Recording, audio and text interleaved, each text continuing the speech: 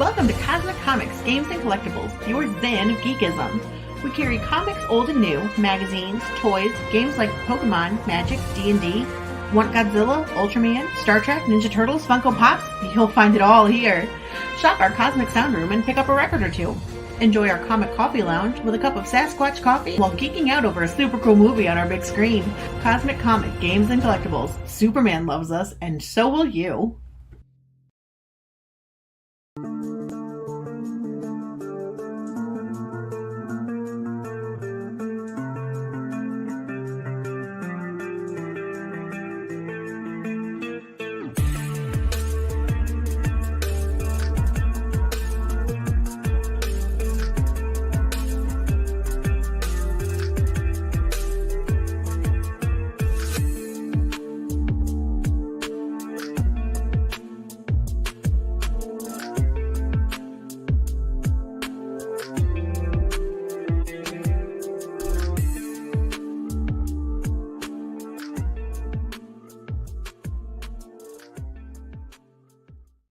Hi everyone, Jason Hunt here, inviting you to join us every Saturday morning for news, the week's headlines in science fiction, fantasy, horror, comic books, video games, plus Comic-Con updates and the weather, and the occasional interview along the way. We call it Good Morning Multiverse. We hope you join us every Saturday morning at 11 a.m. Eastern, 10 Central, right here on Sci-Fi for Me TV.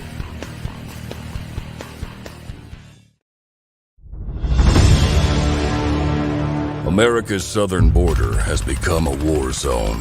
Human traffickers, drug smugglers, and terrorists flow across the Rio Grande with impunity, secure in the knowledge that no one will stop them.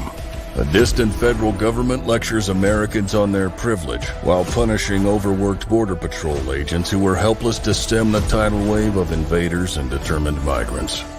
Second-generation Cuban-American Marcos Zamora is a military vet, more patriotic than most Americans. No longer able to ignore the chaos at his doorstep, he acts. Joined by his best friend Gus, they hit the border every night, saving lives while stopping violent drug cartels and other opportunists. The government reacts with fury at Marcos' attempts to preserve American sovereignty, deploying the full might of their enforcement agencies. But Marcos understands that the only thing the rich and powerful fear is bad publicity, and he records every encounter. Whoever he is, this private American must be stopped. Illustrated by Richard Bonk and written by Eisner winner Mike Baron, Private American is his version of Captain America, and maybe a little Punisher, taking part in this ongoing, violent, and very real battle of good versus evil in the war for American sovereignty. Grab your copy at theprivateamerican.com. We have a secure border, and that is a priority for our administration.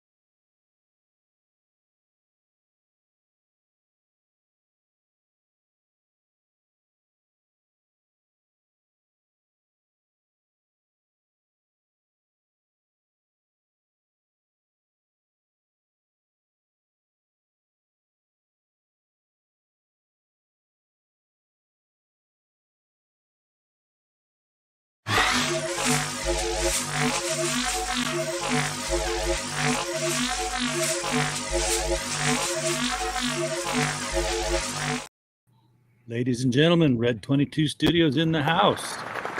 What's up, everybody? I've got a great studio audience. They're very, very complimentary to our guests. Robert, only name I know you by, because I looked all over. I'm like, Red Studios. Who's Red Studio? Who's Red 22 Studios? So please introduce yourself to our audience so that we can start looking for your comics. Yeah, so my name is Robert Smothers, and I am the creator of the comic book called Broken Planet, which you can read on Global Comics. You can buy from Indie Planet under the label of Red 22 Studios, which is just me. I get to do the art, the writing, the scripting, all the good things. Man. Yeah. One-man band here. One-man band. I get to play the trombone, the drums, the sousaphone, baritone, everything at the same time, like a Dr. Seuss book. That's a lot of pressure. That's a stressful thing to, I mean, on the one hand, you can't get mad at anybody. Right. I can look in the mirror like, man, why did you do that? Just look in the mirror, just arguing with myself all day. Yeah. You don't have to get into an argument with the artist about, no, I really meant for you to do it this way. Yeah. You're behind it. It's me. So what got you into comics? How long have you been a fan before you became somebody doing it? I couldn't think of the right word there. So I remember I was probably about 8 or 9, and the apartment we were staying in when I was a kid, I went upstairs and I was looking for something. I just happened to find, like, my dad had like 4 or 5 comic books. He had the first appearance of like Herbie, Fantastic Four, and like a couple Superman books. And I was like, wait, he reads comic books too. Because like I was, at that time I was watching the cartoons and all that kind of stuff, and that kind of got me into it. And I remember the very first comic book that I'd ever gotten was X-Men Volume 2, number 13. It was a little bit before Executioner Song had started. Yeah. And it was October, I think, 1992, I think, when the issue came out. That was my very first comic book, and of course, I was hooked. And then now I'm drawing characters. I'm writing my own stories. I'm watching Batman, the animated series. I'm watching X-Men. Eventually, I started watching Dragon Ball Z, Sailor Moon, and Ronin Warriors, all this kind of stuff. And it just sprung up from there. Yeah, there are certain of us that that first exposure, it just grabs you and doesn't let you go. I didn't draw comics. I knew better for some reason. I was into the writing end of things, but my love affair with comic books was that I saw not the writing or the drawing of it as a viable career opportunity, but the wearing of the cape and the mask. I thought, yeah, that's what I'm going to do when I grow up. I think we've all done that. I remember wearing, like, you just either grab a towel or like a bed sheet and a safety pin, and like you just have at it. You're like flying all over the house. Yeah, absolutely. I would like I said I didn't draw, but I would like draw pictures of portraits, and me and my little brother, we had bunk beds, and I had to tuck because I was the oldest. So I drew this picture that was supposed to be George Washington in a frame and everything, but I hung it up there with like a string, and then when I wanted to, I would turn that picture around, and there was like a sign with an arrow said "to the Bat Cave," and I would jump on the pole and I would slide down the end of that bunk bed. And I was off around the house again. Yes, it was time to right wrongs. Mike Walters in the chat says, "Yeah, it does sound like Robert is the jack of all trades. Man, doing the whole thing behind his comic." Pops Van Zant, good to see you out there, my friend. We are simulcasting on the Madness Comics Network tonight, so we're trying to get the exposure to Robert's work out there more. At what point did you decide, what, let's enough drawing pictures, let's try to make this a profitable thing, and we're actually going to print something? So it was probably, it's 2022, so I'll say about 7 or 8 years ago. I was at work, and I ended up meeting a guy who also makes comic books. And I was like, you know what?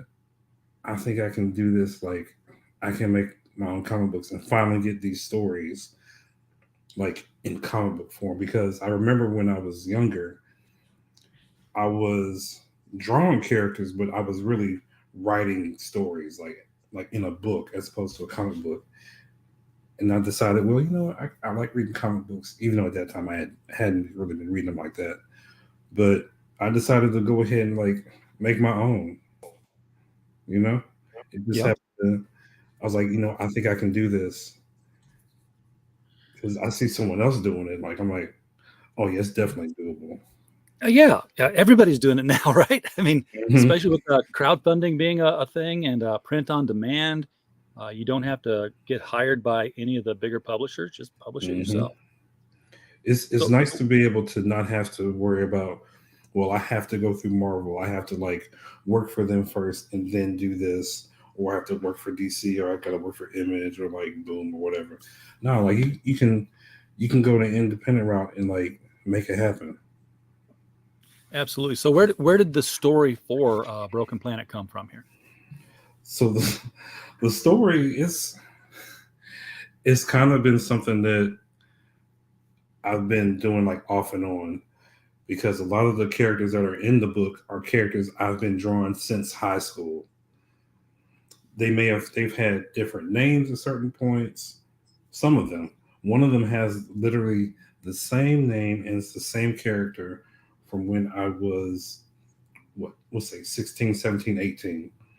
I'm not going to tell you all who that character is yet, or at some point you will find out who that character is. But like most of the main characters have been in some way, shape, or form something I've written decades ago because I'm 42 now, so this was like a while back. I hear you. So you're pulling back those old. I've done that. I've had, oh gosh, first two novels that I had published were both stories that I'd had sitting around for 10 to 15 years, all researched Mhm. and ready to go and looking for a home. And I just reformulated them to the opportunities that came up when they did. So yeah, I can totally relate to that. So eventually we have Red 22 Studios becomes a thing. Uh, Anything behind the name of the company there? So the story for why it's Red 22 Studios is interesting because I originally had it names. I had two other names, and every time I had a name, I'm like, dang it, someone already has that. So I can't really use that. I had to come up with something else. Yeah. So I had a friend of mine who he passed away probably about probably 5, 6 years ago, maybe 7, 8 years ago, and he called me Red 22 for a silly. I forget the reason, but he called me Red 22, and I was like, you know what, that sounds good enough because the second name that I had for the company I really love because I have children and I kind of wanted to like incorporate them into the name, but I really couldn't because MoMA is already a thing. The museum is called MoMA. I can't Yeah. really call it MoMA. They would be like, oh man, you can't sell comic books under that name. So that's how we get Red 22 Studios. And then you got to lock it down quickly because if you wait a week, somebody will have Red 22. Right. And I'm like, How now I that got to stuff call works. it Blue 43 or something. Who Yeah. knows? So this guy here, he is your main character. This is Jason. Um, Yes. and I'm just gonna take the obvious here. It looks like you're using some sort of a computer aided tool to do this with rather than the hand drawn. You're using digital. Yeah. So I'm using this program called Dash Studio to make all of my images. So it's all 3D rendered and whatnot. And I do a little bit of kit bashing because um, I've done about this much Blender, so I'm not as good at sculpting as I would like to be. But once I get there, I won't even need that because then I'll just have all my figures and set pieces and whatnot. Yeah, I mean that's I mean Daz Studios. I think they give you uh, your basic human figures, and then you can like shrink them, grow them, fatten them, skinny them up, give Yeah. them boobs, all Yeah. that kind of stuff. But you're right. Once you have the character skinned and fully realized, you just kind of set them over here and like, okay, now I want you sitting in that chair. Okay, now I want you jumping off that building, and it's Mhm. the same object. You just move it and pose it, and there you go. Um, I have a friend who does a lot of 3D comic book artwork, and it's amazing the stuff that he just gets to reuse these elements and you wouldn't think they were reused. They don't look like they're cut and paste because they're totally different expressions and everything. Mhm. They That's don't what I even like really look about 3D. Daz. Right, and see that's what I like about doing 3D because when I see stuff like Dragon Ball Fighter Z or like Guilty Gear, like all that's 3D, but Yeah. it's still cell shaded and it almost looks like hand drawn anime. And I'm like, I can do that. I'm not there yet, and that's something I'm working on, trying to get it to where I can still use DAS, but get some kind of semblance of line art. Because I still like to draw. I'm still an artist at the end of the day. I like to get some pen and paper, and drawing in real life versus digitally, it literally just feels different. Yeah, I can Like imagine. you have the pencil on the paper or the ink on the paper versus like ink on an iPad or something. Yeah, I'm the same way with reading. You know, I have to have something physical in my hands to read it. I can't read on a screen. I can read on a screen. I don't Yeah. like to read on a screen. I can't keep my attention on it that long because I'll click on something and then I'm somewhere else. Yep, it's easier to get distracted reading on a screen versus a book because you just have that book in front of you, Yeah, and it's like Yeah. you have to turn the pages. It's a whole different experience turning the page and like what's on this next page or like going to the other page or like let me look at this a little bit longer. Like how much further do I got in this chapter? Okay, well, I'll stick with this a little while. That kind of thing. Scrolling is not intuitive for reading, No. and for enjoyment at least. I mean, you've got to read some stuff. Web pages, Mhm. obviously, tweets. We're scrolling up and down all day. And I found that out pretty easily. I started reading Fantastic Four Heroes Reborn on Hoopla, and I was like, I was reading it, but I wasn't really like, I was really just looking at it, looking at the pictures and stuff, as opposed to like reading the words, like trying to figure out what Yeah. the story is. Versus like if I had the book, like I'm deep in that joint. Yeah, you and the book are one. So Jason is he lives in the far future here. Yes. Because, you know, I love this kind of stuff here where it's almost like Legion of Superhero stuff. It's the Combined Science Federation of Mega City 1. Now, Mega City I've heard of. Mega City's Judge Dredd call out. low key. Yeah, okay. Well, shh. And so the reason I call it Mega City because I was trying to figure out a way like in this future, instead of smaller countries, they're just like huge plots of land that are just like literal mega cities. Yeah. And there's several of them on this planet. Whereas, you know, instead of having like the United States and Canada, there's just like big old land masses full of like people doing all kind of crazy stuff in it. It's where we're going. It'll all Yeah. be one huge megalopolis. But he's had the traditional superhero accident. Can you tell us?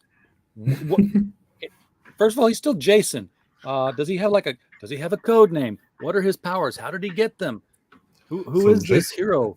So Jason's code name is the Star Guardian. I like it. And yeah. And you probably know, like, creating a superhero name is one of those where it's like it's an experience creating a superhero name because you want it to be unique and you want it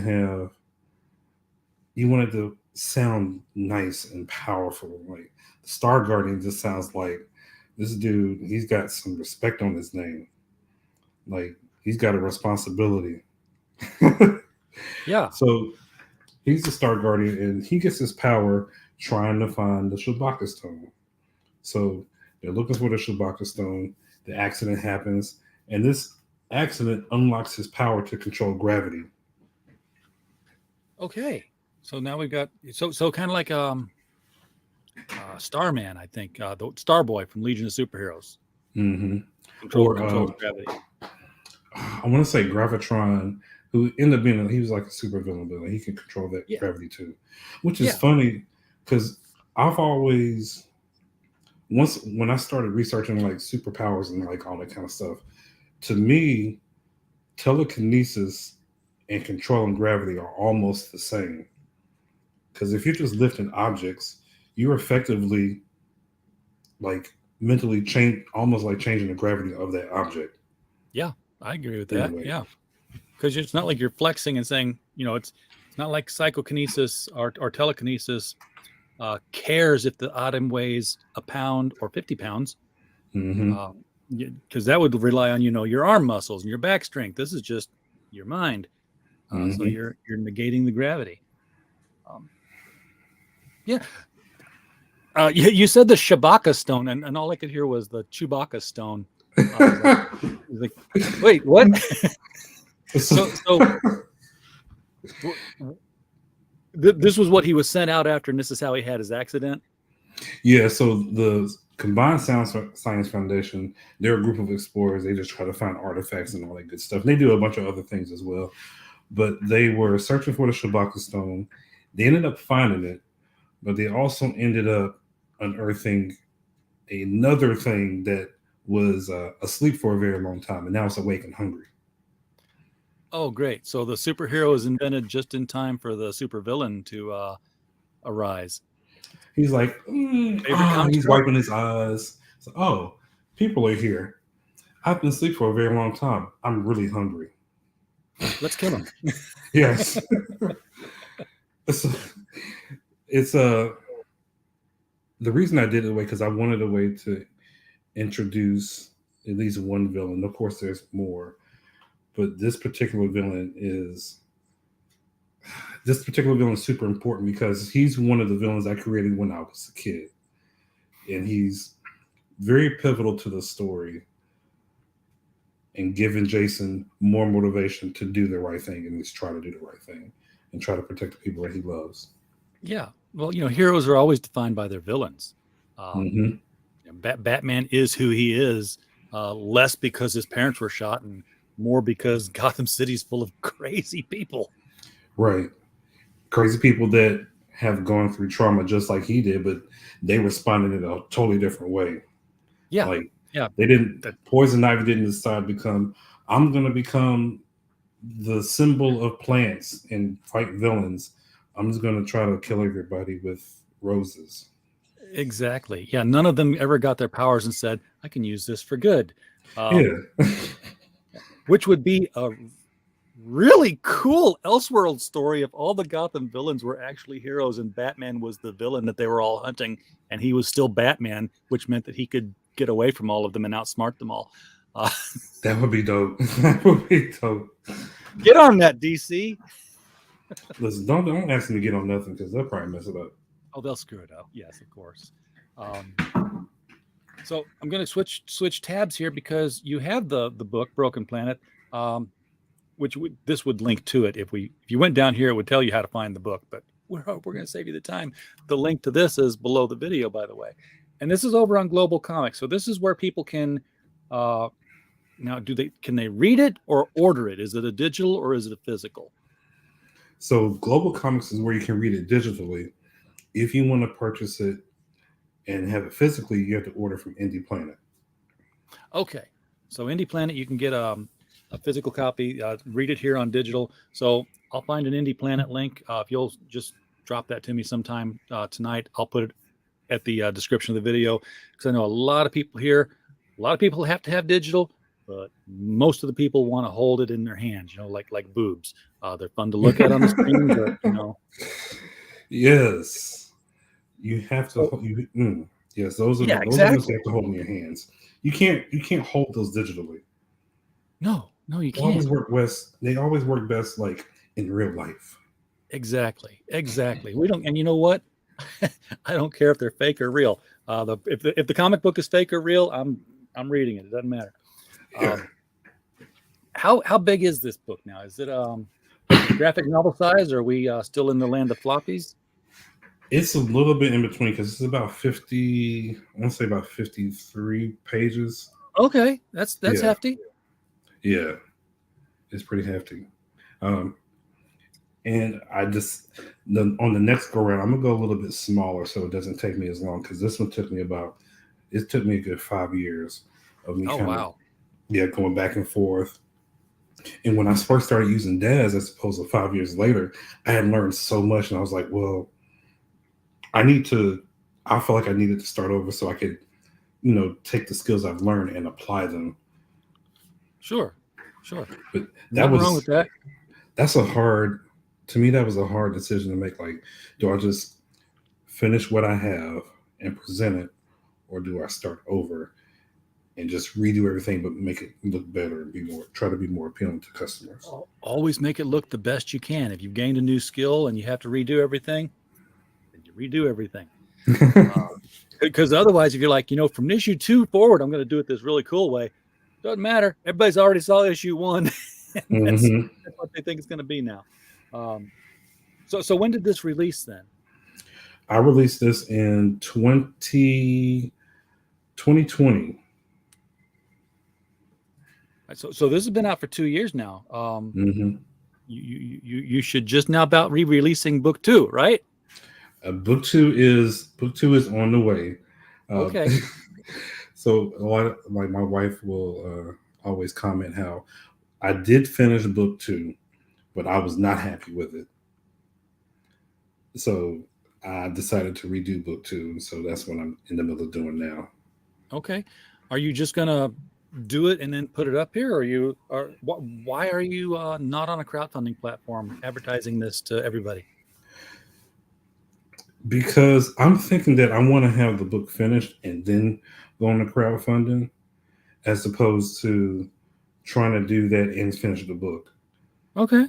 I want to have the second book finished and ready to print, and then I can start thinking about other like extras and maybe a variant cover, because I'm not a big fan of variants. Like, they're okay, but yeah, I get okay trauma. if there's a few of them, and Yeah. they're okay if you don't have to buy 50 of the one to get the other one, like the way Marvel sticks it to the retailers. Yeah, every time I think about variants, I think it might be either Darkness #1 or like Witchblade #1. There's like 10 or 12 variants. Yeah. I'm like, it does something to me. There was several years back now, but when DC Comics released Justice League of America, and this was when they were still doing Justice League, and then they wanted to do like Justice League of America separate, the Suicide Squad version, basically. They had 52 covers, and it was the same cover all the time. It was them planning that flag, and all they did was change the flag to the 50 states. Oh, yeah, that's whack. That's so whack. Just they could have just like come out with one with like the regular flag, and that would have been enough. You don't need. They had 50. that one too. That's why they had 52 of them. They had like the American flag, and then they had one for every state, and I think they had Puerto Rico.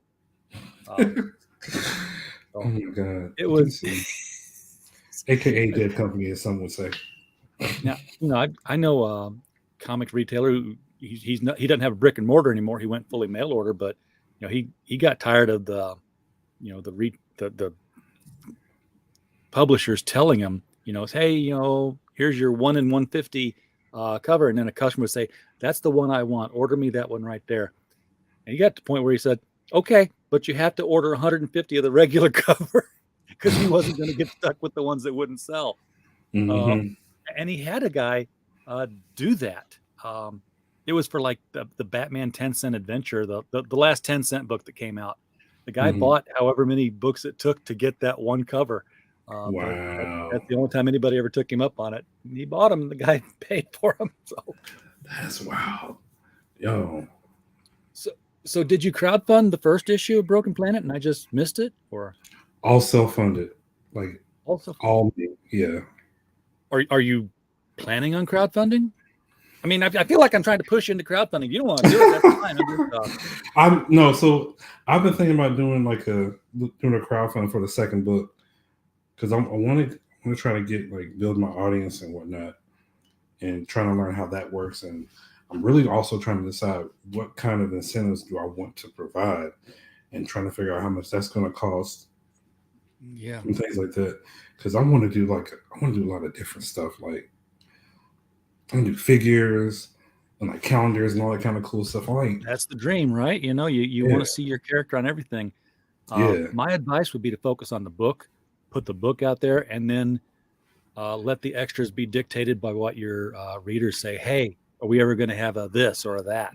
And start with those first, and then you can kind of bait the waters a little bit. Say, hey, what if I were able to get an action figure of Jason? Oh yeah, do that. You'll know what the fans want and what they're willing to pay for. So when do you think we'll see issue 2? I mean, you're redoing it now. Yeah, I'm redoing it now.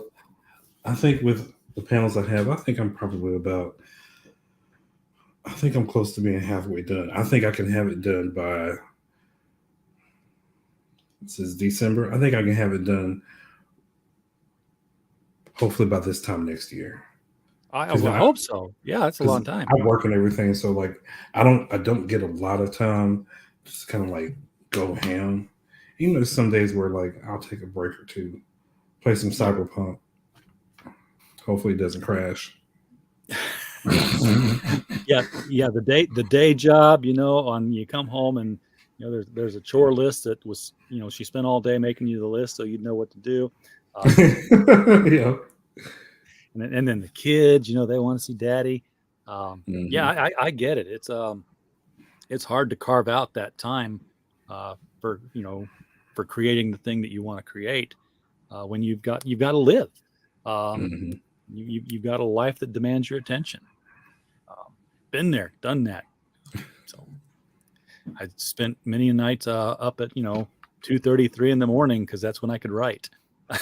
And see that I found myself doing that a few nights a week. It'll be like, oh man, oh wait, it's 2 o'clock in the morning. I have to be at work in like 8 hours. Yeah, I should probably go to sleep. And you know what? You get past 50, and that'll kill you. Like I find I actually like to sleep now. I think that's death getting me ready for its final approach. It's like, yeah, kind of like that, don't you? You want to do that all the time? We're coming. Right. Like just wait a little bit longer. You can sleep forever. Yeah. You never have to get up again. But nah, man, like time is probably my biggest hurdle of just like honing in and just like going ham. Yeah.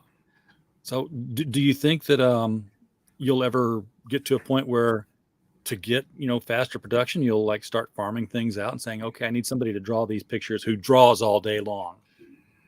Yeah, so I want to get to the point where I can have a team of people, maybe like a penciler and an inker, a colorist, maybe a letterer and like an editor. Now I don't know how it works, but with Daz Studios, can you export those objects and give them to another Daz developer? Yeah, so I could export them as like a OBJ and whatnot. I could probably export entire scenes, and then they would have all of the scenes they made. And I don't know if they would have all the materials for the scene. That's something I haven't tried, but they would at least have like the figures. Yeah, but they could develop the materials if that's their full-time job. They can start developing backgrounds and based on your script, and then putting your objects in it, and then you can say, hey, no, it doesn't look quite right. And then all they got to do is just tweak the objects. They don't have to redraw anything. Mm-hmm. Yeah. That's something that would be interesting to me to be able to do. Yeah, because, if you, with an object, it's like, I work IT. I've been in IT for 35 years. That's my day job. But, you could send it out to a team of people. You send it out to 12 people. You got 12 issues done in a month. You're set for the year. This guy did this one because they're developers. They're not. I almost said they're not artists. That would get me slapped. They're all artists. But they're all Dad's artists. But your style would be consistent. So you'd have 12 different people working with the same looking objects all the time that you developed. They would be posing them, and you'd have 12 different people to pay. So find a good rate. But your development time would just increase exponentially.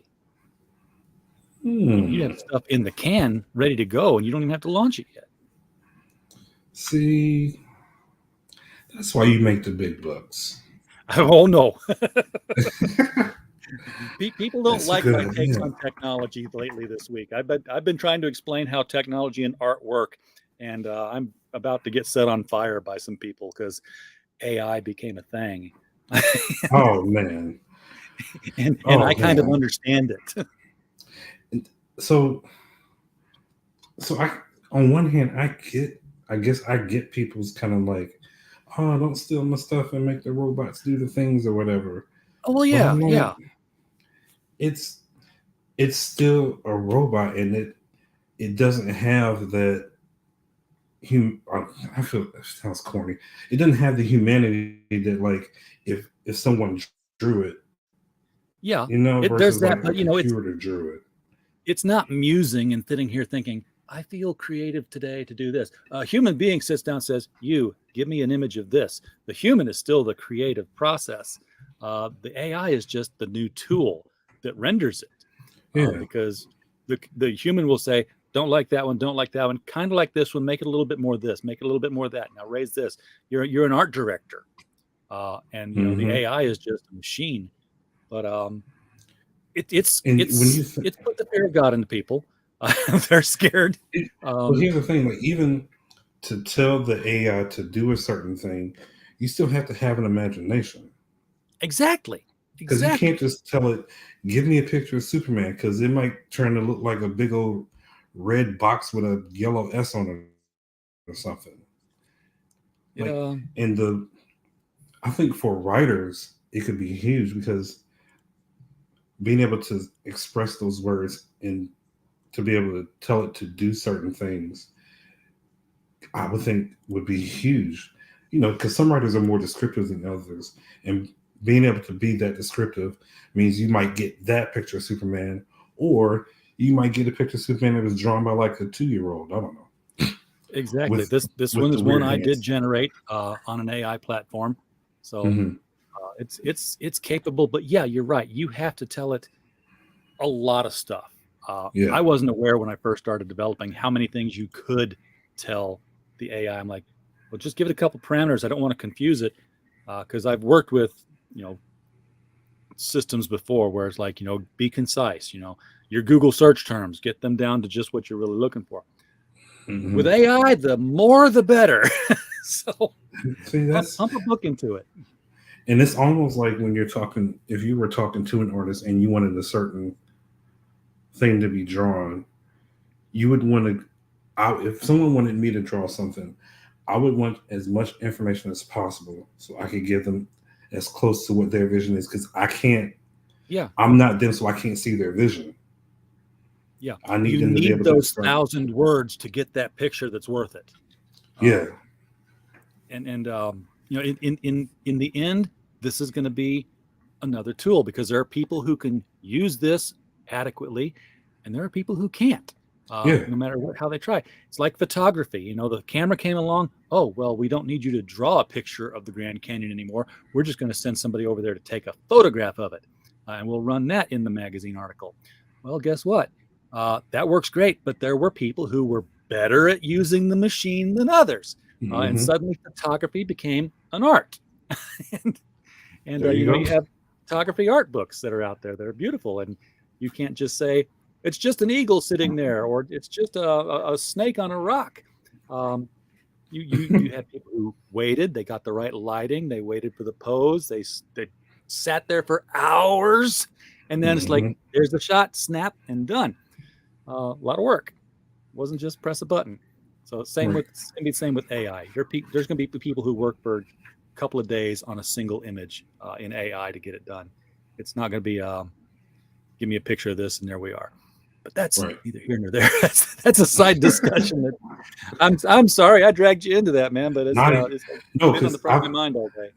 I've been like when I go on the art station, all I see is like no AI generated images, and it's really annoying because I just want to see people's art. Like I want to see what is out there that will inspire me. And okay, I get it. You don't want AI art, but goodness gracious, the whole website's just like no AI art, and it's really annoying to be Yeah, honest. that does get. And I wouldn't want somebody representing AI art as my artwork. When you do something in Daz, well, first of all, everyone can tell you did it in Daz because it's got that Daz look to it. But Mhm. you say built this in Daz. If you're going to put up an AI thing, built this with Midjourney. Yeah. Nothing really wrong with it in that instance. Trying to pass it off as your own is no more ethical than trying to find some lost Jack Kirby pages and saying I drew this. Right. It's And your work is your work. Telling people that you did it in AI is no different than if someone took a picture with a Canon Mark whatever with a Leica lens with the telephoto with this f-stop and da da da da da. Like this, to me, that would be the same thing. And people do that because, oh man, you did that with that camera. Da da da da da. I can try to do that too. Or how did you do that with that camera? Because when I did it, I couldn't get this kind of light. I couldn't get this. Like, what settings did you have this on? What's your aperture? F-stop. Blah, blah, blah. Like, yeah. And people think they can reproduce the AI just by saying, what were your prompts? You know? Yeah. Like, nah, that ain't how it works. No. Oh, but it's going to be a bold new future. And, you know, I know people who are using it for backgrounds. And I'll bet you that by issue 3, you'll probably be going into an AI prompt and saying, you know, I need this. I need a spaceship background with a computer showing things. And then you'll drop your dad's characters onto that scene, and it'll be a marriage made in heaven. I can see that happening because rendering times. I already see it happening. Rendering times would be cut like in like 75%. Like I get so much work done just being able to have a background already preset, and I'm just worried about the characters in the foreground and things like that. Exactly. That's that we're acting like this is a brand new thing. They did this in the 1940s with animation. They would paint the background. Disney would paint the background, and then they would draw the characters on cells on top of it. So it's nothing new there, folks. It's just being done a different way. That's it. All right, Robert. Thank you so much, man, for bringing Broken Planet here. I want to see you again when issue number 2 is being close to complete, so we can, get some word out ahead of time. Have people look for it. If you're going to crowdfund it, then we'll definitely make sure that people see the campaign. That way you'll be able to show us some of that art, some of that Daz art, and we can get into the story a little bit deeper about where Jason, the Star Guardian, is going to go for the next several issues.